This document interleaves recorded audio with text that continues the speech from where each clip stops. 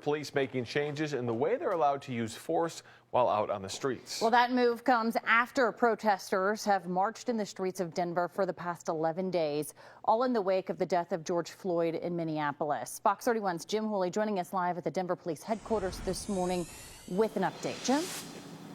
Megan, good morning. A lot of police departments all around the country now making very similar changes. This now happening in Denver, and the changes will go into effect immediately. Here's what it's all about, and here's what these changes are now as of this Monday morning. The marchers who have filled the streets of Denver over the past 11 days have demanded reforms after George Floyd died in Minneapolis, an officer holding him down, his knee to his neck. In the first couple of nights, of course, the crowd at times threw bottles and fireworks at police. Officers responded in riot gear and fired tear gas. The police department says it is making these changes now in an effort to maintain the highest level of public accountability.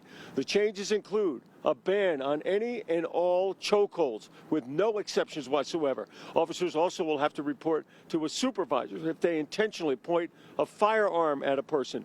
And body cameras will need to be activated by Denver Police and Metro SWAT teams whenever they are executing a tactical operation. The changes come after a judge over the weekend placed a temporary restraining order on Denver Police and how they can use tear gas, rubber bullets, and other non-lethal weapons. Chief Paul Payson says he will continue to update some of these changes and look at them with input from not only his department and professionals here, law enforcement professionals, but community experts as well, and try to make things better, he says, not only for the public, but for his officers who are out on the streets of Denver each and every day.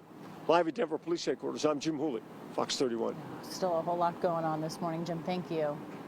Well, Minneapolis City Council vowing to dismantle the city's police department, but the mayor says he is not on board. Fox 31's Drew Engabart live with more on what the city plans to do moving forward and what that looks like. I mean, you can't get rid of the police department and replace it with nothing. Yeah, a lot of people wondering what's public safety going to look like if you don't have a police department in your city. So Sunday's announcement was